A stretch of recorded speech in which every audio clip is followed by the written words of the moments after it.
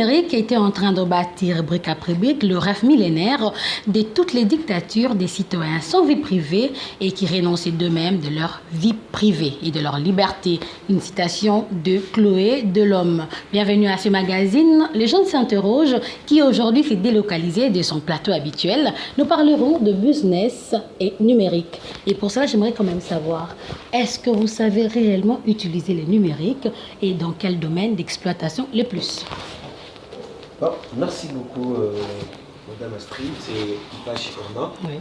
Je suis économiste de formation. Oui, nous utilisons le numérique dans le monde du business. Nous utilisons les numériques dans plusieurs domaines. Notamment, moi, c'est dans le domaine de mes affaires, dans le business, que j'utilise le numérique. Monsieur Ilunga Freddy. Ok, merci beaucoup, Madame la journaliste. Je me nomme mon nom de Ilunga Kabou Freddy. Je suis juriste en formation. La numérique nous a aidé à professionner, à protéger notre vie. C'est un système qui est venu innover la vie dans la vie professionnelle d'un juriste ou d'un juriste en formation. Et pourquoi parler des numériques seulement maintenant? C'est qui existait déjà depuis longtemps. Pourquoi seulement la RDC parle de numérique maintenant? Bon, en fait, on parlerait du numérique maintenant. Je dirais que ça a pris de l'ascenseur, en fait.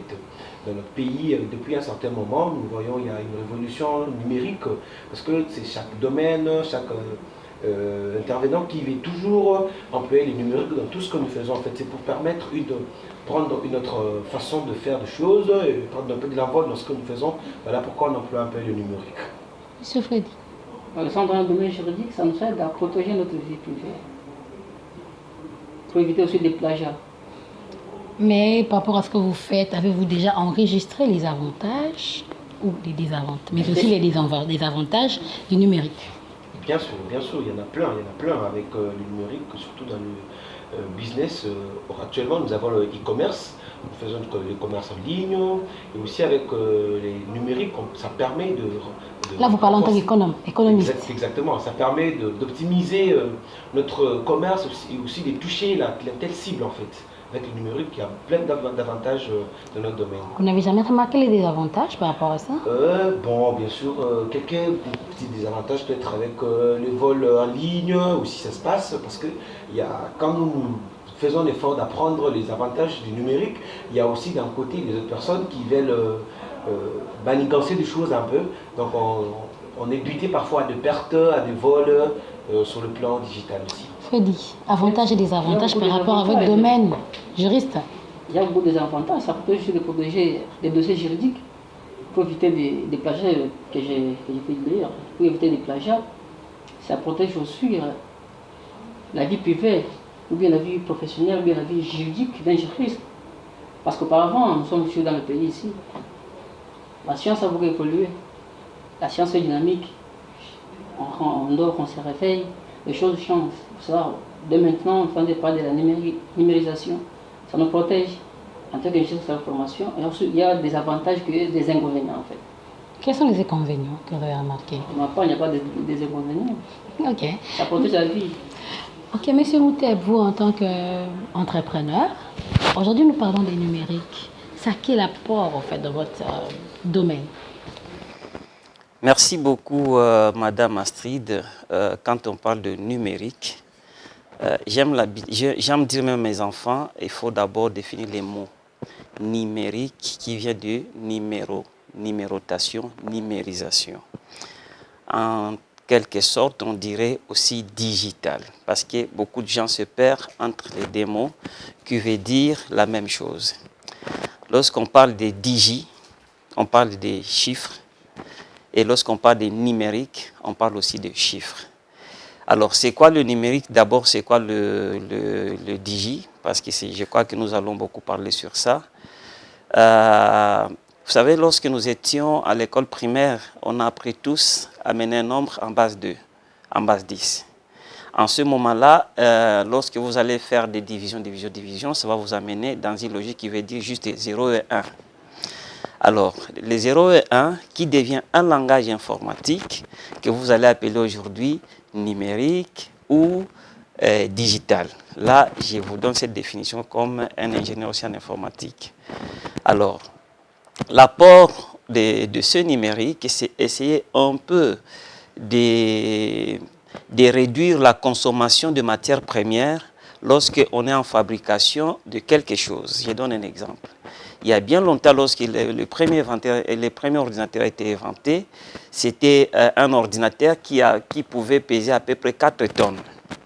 Pourquoi? Parce que comme il n'y avait pas le numérique, il n'y avait pas la digitalisation ou la numérisation des langages ou des codes, alors tout était des gros matériels. Jusqu'à ce qu'à une certaine année, il y a une société, je n'en fais pas la publicité, mais dis-moi, tout le monde connaît, Bill Gates, qui va inventer un système qu'on appelle les DOS, Disk Operating System, qui a juste visé à prendre tout ce qui devait être des gros pistes, ramener ça dans un disque dur, ça va, qu'on a appelé disque DOS. Et c'est ça, normalement, les usines ont beaucoup économisé. Au lieu de fabriquer des pièces, des pistes, ok, maintenant les usines pouvaient fabriquer des logiciels qui vont s'interpréter avec la partie hard, donc avec le physique. Voilà pour moi d'abord le numérique en question. Et ça a ajouté quelque chose dans ce que vous faites?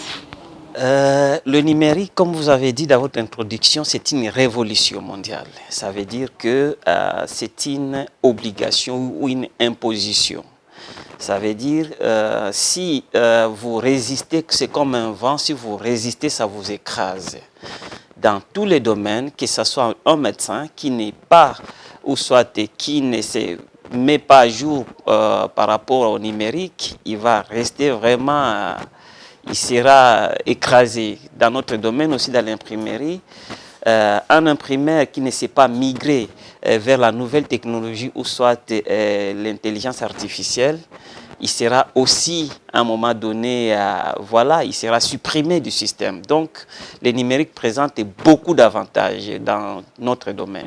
Ok, si je peux me permettre, vous étant dans le domaine de l'imprimerie, vous pouvez nous citer quelques avantages du numérique depuis que vous avez commencé à l'employer dans votre domaine, ou soit les avancées que vous avez remarquées avec le numérique? Merci beaucoup. Je comprends que vous êtes un économiste. Si nous reculons de 20 ans, vous trouverez que les imprimeries avaient de grosses machines. Une machine pouvait mesurer 15 mètres de longueur. Et il y avait des procédures impossibles. Et aujourd'hui, avec la présence du numérique, il y a beaucoup de choses qui sont en miniature. Le numérique a aidé, à la place de fabriquer une grosse pièce, mais d'écrire un programme. Alors, dans notre domaine, cela d'abord a essayé un peu de nous faire gagner de l'espace par rapport à l'encombrement, où au lieu que toutes les machines soient des grosses machines, nous avons aujourd'hui des machines qui sont en petit, mais qui donnent des résultats plus supérieurs par rapport à ce qui était avant. Donc je comprends qu'avec l'avènement du numérique, ça vous a permis de renforcer votre rentabilité et aussi de gagner en termes de temps, de moyens aussi, un peu, si je pourrais dire. Voilà. Alors, la révolution digitale dans notre domaine, aujourd'hui, vous allez remarquer, c'est beaucoup de jeunes sont en train d'ouvrir des imprimeries, aujourd'hui à Kinshasa ou à l'intérieur du pays. J'ai été à Mbujimayi, j'ai envoyé mes emplois à Mbujimayi il n'y a pas longtemps pour installer la toute première imprimerie de Mbujimayi. Et il y avait aussi à Kisanga le même problème, même à l'intérieur de notre pays, dans des provinces. Pourquoi pas avant? Parce qu'il n'y avait pas l'accessibilité. Pourquoi il n'y avait pas l'accessibilité? Parce que les coûts de fabrication de machines étaient exorbitants. Alors c'est le numérique qui nous aide aujourd'hui d'essayer de résoudre les problèmes des coûts de fabrication en écrivant un logiciel, un langage. Mais ce n'est pas aussi un moyen de diminuer la main-d'œuvre parce que, à l'heure où vont les choses, la machine prend plus d'espace que l'homme. On risquerait d'avoir moins d'employés et plus de machines qui vont faire le travail à la place de l'homme.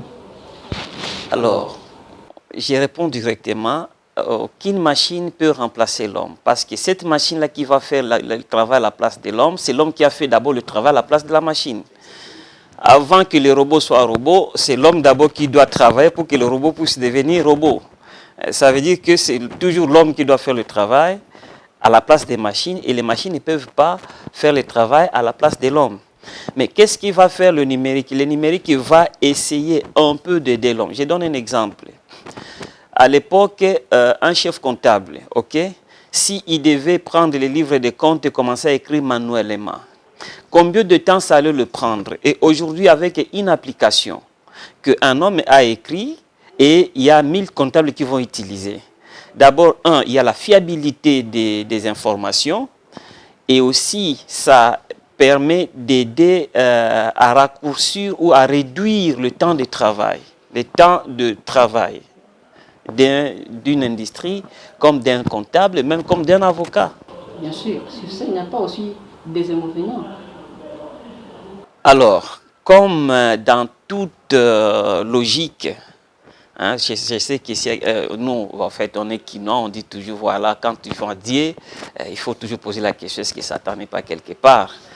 C'est vrai qu'on ne peut pas parler des avantages sans toutefois parler des inconvénients. Alors, je voulais parler des inconvénients dans les deux angles. Le premier lot d'inconvénients, d'abord, c'est vous voyez, aujourd'hui, on parle de la pollution. Il y a l'environnement, parce qu'il y a l'inconvénient, d'abord, le plus grand inconvénient, c'est dans l'environnement. Nous sommes dans un environnement qui est en train d'être détruit par des usines. Pourquoi? Parce que des usines se développent de plus en plus et ils polluent l'air que nous respirons aujourd'hui. Ça, c'est un inconvénient parce qu'on se pose tous la question, c'est quoi le monde qu'on va léguer à nos enfants demain? Il faut y penser maintenant. C'est vrai, on veut que les choses puissent changer, on veut que les choses puissent aller de l'avant, on veut tout ça. Mais écoutez, est-ce qu'il n'y a pas une autre façon, un autre moyen, une autre alternative aujourd'hui que les industriels peuvent utiliser pour au moins protéger notre continuité sur cette terre? Ça, c'est vraiment un problème majeur. Deuxième problème, c'est, moi je dis, la nouvelle technologie, c'est comme un jeu que je voyais les petites filles jouer à l'époque, c'est ce qu'on appelle les silicotis. Les jeux où on prend un fil, on fait tourner, et alors le problème c'est comment y entrer. Et ça veut dire tu dois entrer pour entrer dans le jeu. Aujourd'hui, le pays qui n'entre pas dans ce jeu-là, le pays qui ne se conforme pas par rapport au numérique, ou l'entreprise qui ne migre pas dans la nouvelle technologie ou dans le numérique, cette entreprise-là est menacée même de fermer. Parce que, vous savez, comme j'ai expliqué, les coûts de machines sont en train de baisser.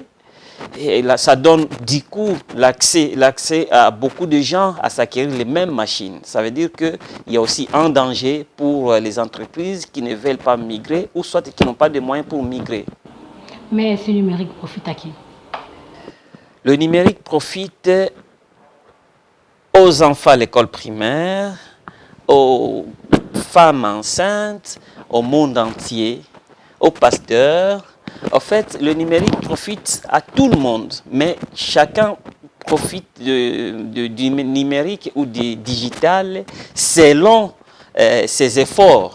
Vous voyez, il y a ceux qui profitent. Par exemple, je me dis, moi je suis dans l'imprimerie, je sais que nous sommes nombreux dans l'imprimerie. Pour moi, je me dis, je dois à la nouvelle technologie ou soit au digital ma croissance. Et ça veut dire que je dirais que ça me profite. Bon, parlons un peu de à qui profite le numérique. Vous avez cité les enfants, les parents. Est-ce que pour les enfants, l'utilisation en excès du numérique n'a pas certains inconvénients, certains désavantages? L'utilisation en excès du numérique pour les enfants, le moins âgés, surtout aujourd'hui avec l'avènement de l'Internet, tout ça, tout ce que le monde peut mettre sur la place publique pour les enfants, il n'y a pas un certain degré d'inconvénients? Alors, vous avez utilisé le mot excès. tout excès nuit. Ça veut dire l'eau de régie des eaux, l'eau, ça va. Si je laisse un robinet ouvert jusqu'à demain, je pense que je vais trouver la maison inondée. Ce n'est pas différent si j'ai laissé un réchaud ouvert. Et aussi, ce n'est pas différent si j'ai laissé l'accès à mes enfants dans toutes les applications. Et d'ailleurs, je profite même pour rappeler le parent que Google ou soit n'importe quel moteur de recherche a permis aux parents de créer un compte famille. Moi, mes enfants ont des petits téléphones ou des iPads, ok, d'où j'ai créé les comptes enfants. Dans les comptes enfants, il n'a pas accès à toutes les applications, mais aussi à chaque fois que l'enfant veut télécharger sur son ordinateur une application, il y a un message qui me revient pour que je puisse autoriser tant que parent. Et à ce moment-là, j'ai la possibilité de regarder quel est l'avantage, quel est l'inconvénient, est-ce que par rapport à son âge, il peut accéder à cette application ou il ne peut pas. Vous avez la connaissance de l'informatique pour savoir bloquer certains logiciels, si je peux le dire comme ça, dans le téléphone des enfants, que ça c'est permis, ça ce n'est pas permis. Mais pour cela, est-ce que on peut dire que nous devons vivre le numérique maintenant, ou on doit commencer par sensibiliser d'abord ou former les gens dans le numérique afin que nous ne puissions pas tomber au fait dans les inconvénients qu'on vient de le dire. Parce que certains parents ne connaissent pas. Moi, personnellement, je peux dire que je ne sais pas peut-être bloquer ou telle autre chose. Est-ce qu'il ne fallait pas d'abord commencer par former la population sur le numérique, ou de lancer le numérique directement, dire qu'il faut maintenant travailler ou faire ceci par le niveau numérique? Je dirais que ça serait bon, je ne parle pas de la place du gouvernement, j'essaie un peu de réfléchir à haute voix.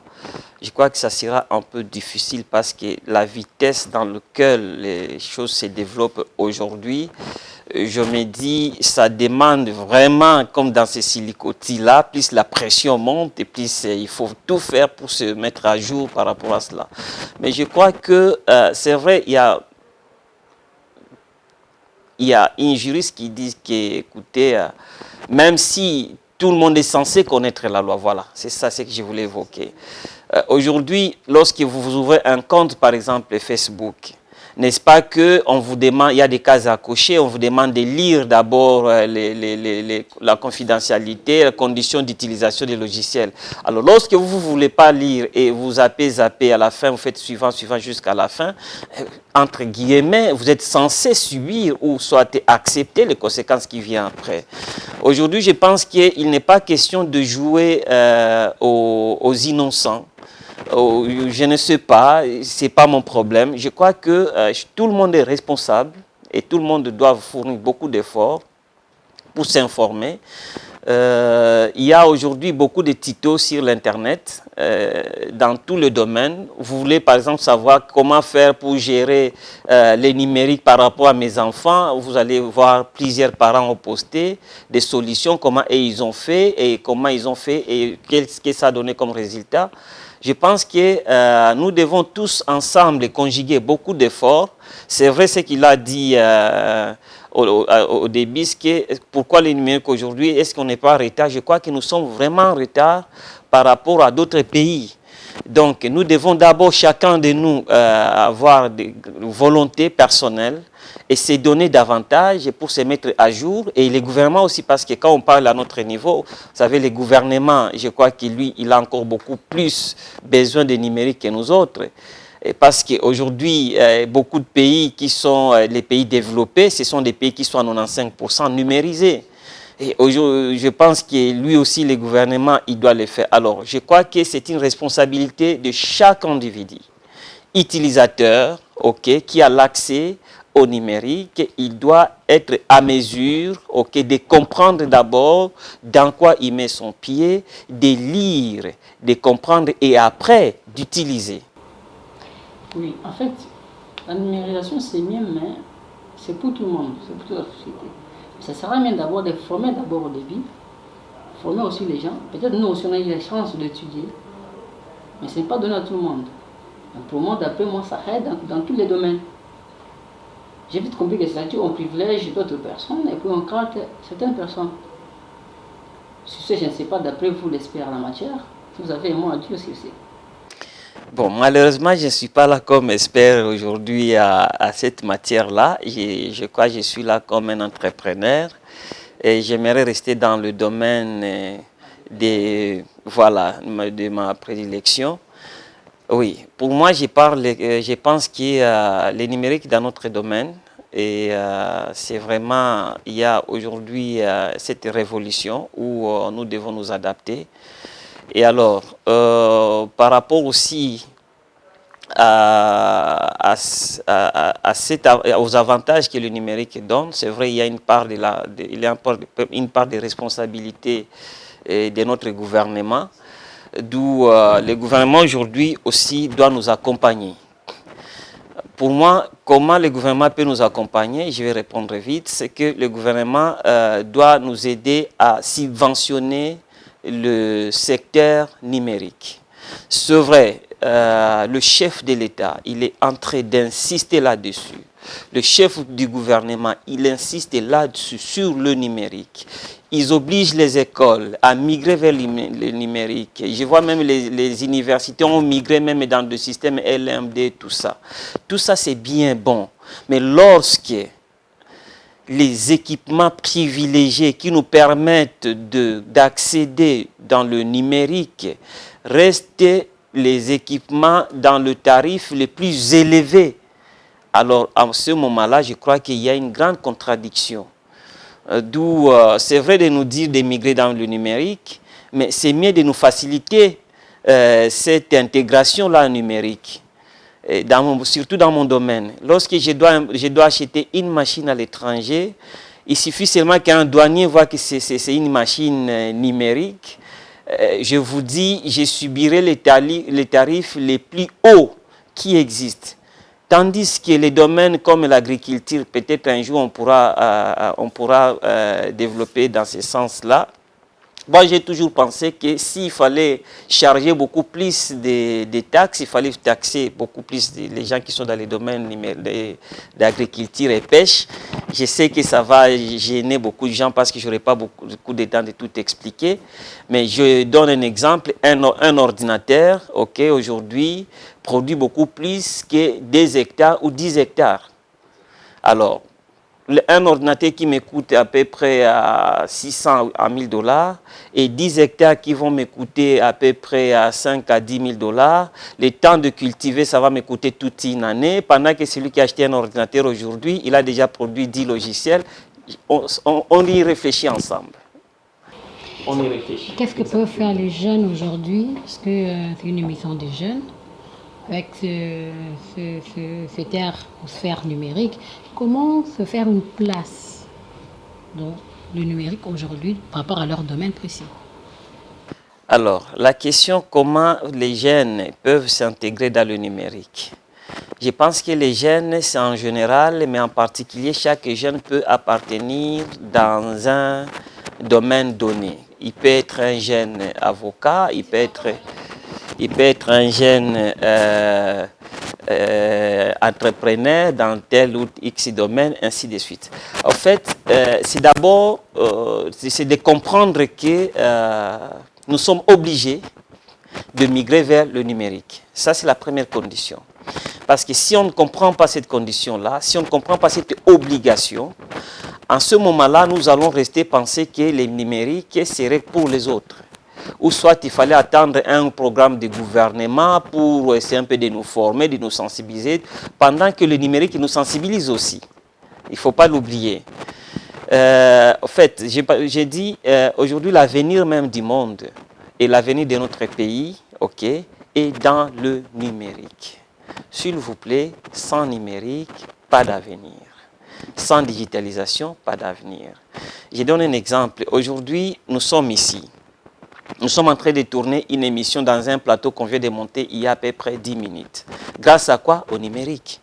Il y a 10 ans, on sait que les émissions se faisaient que dans les salons Maman Ngebi, je crois. Et les endroits où se faisaient des émissions, c'était des endroits connus. Parce que la caméra lui-même, il pesait tellement, il était trop grand. parce qu'il n'y avait pas moyen de déplacer certains matériels. Je me dis que pour les journalistes, le numérique est à leur portée aussi. Ça vient ajouter une valeur dans ce qu'ils font. Mais le problème, ils doivent accepter de migrer. S'il vous plaît, moi j'aimerais rester dans l'entrepreneuriat, dans votre domaine. Est-ce que vous pouvez, vous, en tant qu'entrepreneur, vous avez utilisé aussi le numérique, nous partager une petite expérience, votre petite expérience à vous, en mélangeant l'entrepreneuriat et le numérique, pour nous permettre, nous jeunes, de nous fixer un peu dans ce que nous faisons et savoir comment s'adapter pour s'y mettre dans le numérique. Merci beaucoup. Si vous voulez que je vous donne un exemple typique de moi-même, nous sommes en 2020. Je venais d'un voyage et du coup, il y a eu le Covid-19 et du coup, il y a eu le confinement. Lorsqu'il y a eu le confinement, ça veut dire que la vie était réduite. En ce moment-là, il y a l'instinct qui devait agir. Je me rappelle, vous savez, personne n'avait vécu avant nous, dans cette génération-ci, pour essayer un peu d'imaginer à ces temps-là quel serait le sort lorsqu'un pays est découpé des autres pays, lorsque nous devons vivre de nous-mêmes, par nous-mêmes aussi. Alors, je me rappelle, je suis resté une semaine à la maison, sans rien faire, parce que j'étais en train de réfléchir, j'avais peur des Covid, je voyais mes enfants que j'aime beaucoup, mon épouse, etc. Et une idée m'est venue. Je me suis rendu compte que pendant tout le temps où j'étais à la maison, j'avais accès à YouTube. Ça veut dire que c'est vrai, les aéroports étaient fermés, mais il y avait YouTube qui est un aéroport plus que les autres aéroports, où on peut atterrir dans 10 secondes, où ça dépend de la vitesse de votre connexion. Mais YouTube peut vous amener en France dans 1 minute. Alors, lorsque je me suis rendu compte que j'avais quand même accès à l'Internet, j'ai commencé à chercher des fournisseurs sur l'Internet. J'ai trouvé des fournisseurs avec qui on a essayé un peu de travailler. Et du coup, même aujourd'hui, j'ai perdu le courage de voyager parce que, voilà, depuis le confinement où on ne pouvait plus voyager, ça a forgé en nous d'autres habitudes. Ça nous a aidé à voir la vie dans le numérique autrement. Alors, mon expérience personnelle, c'est que c'est grâce au numérique que nous arrivons à commander à l'étranger ce que nous voulons. C'est grâce à ce téléphone-là que nous savons même chercher. Vous savez, il nous reste seulement de sentir l'odeur du parfum sur les téléphones, je crois. Parce que dans l'Internet, aujourd'hui, il y a les images qui sont même en 3D. Tu peux tourner un habit, tu peux aller regarder l'étiquette. Nous, dans la machine, tu peux déjà prendre la fiche technique. Il y a même des logiciels où tu peux essayer une machine. Il y a des simulateurs où tu peux essayer d'utiliser une machine en ligne, quoi. Une machine que tu utilises en ligne, tu vois comment ça va se comporter, tout ça. Ça veut dire que pour moi et pour les entrepreneurs aujourd'hui, je crois que ce qui est très important, c'est de migrer. Le numérique, c'est notre avenir dans l'entrepreneuriat. Avec le numérique, tu réduis même les coûts, tu peux même supprimer certains voyages qui n'ont pas d'importance. Chaque personne, vous savez, les showrooms qui nous reçoivent aujourd'hui, ces showrooms aussi, il est dans l'Internet. Ça veut dire que j'ai beaucoup de clients qui commandent à partir de l'Internet, à partir de notre page Facebook, à partir d'Instagram, à partir de notre site web, ainsi de suite. Ça, c'est le numérique. Le numérique aujourd'hui, il y a des dames, elle est à la maison, elle a accouché. Dans le temps, si on recule de 10 ans, elle pourrait rester à la maison sans rien faire, mais avec son téléphone, elle fait des ventes en ligne. C'est de l'entrepreneuriat, c'est du numérique. Ouais, le numérique aujourd'hui, dans chaque domaine, nous avons aujourd'hui des médecins qui consultent en ligne. Grâce à quoi? Grâce au numérique. Donc le numérique présente beaucoup d'avantages dans mon domaine comme dans d'autres domaines. Un message, puisque nous parlons business et numérique, un message à ceux qui nous suivent aujourd'hui chez eux à la maison. Je demanderai à tous les jeunes Congolais, entrepreneurs, tous qui possèdent un téléphone, un canal pour communiquer avec le monde, de l'utiliser utilement et efficacement. Nos téléphones ne doivent pas nous aider juste pour faire des appels vidéo afin de traquer nos amis, mais ce même téléphone peut nous aider à faire des business sur l'Internet, sur la plateforme d'Internet, sur les réseaux sociaux et autres. Aujourd'hui, les numériques nous permettent de créer des entreprises, même avec des coûts d'investissement zéro. Je vois certaines jeunes filles aujourd'hui dans les universités qui passent au marché, qui passent aussi dans notre showroom ici. Elles prennent des photos, elles postent sur leur statut et du coup, il y a les clients qui like et qui commandent. Ça veut dire que c'est une entreprise sans un coût d'investissement ou soit il n'y a pas de salariés derrière. Je pense qu'aujourd'hui, nous devons tous nous mobiliser, nous sensibiliser sur le numérique parce que nous, notre génération, nous avons cette grâce-là, que c'est à notre génération typique où il y a cette révolution digitale. Profitons-en, faisons de bonnes utilisations. Il a tout dit, qu'est-ce que je dois encore ajouter? Si, ne pas vous dire seulement merci et que nous puissions nous revoir prochainement avec un tout nouveau numéro. Je vous dis au revoir et à très bientôt. Merci.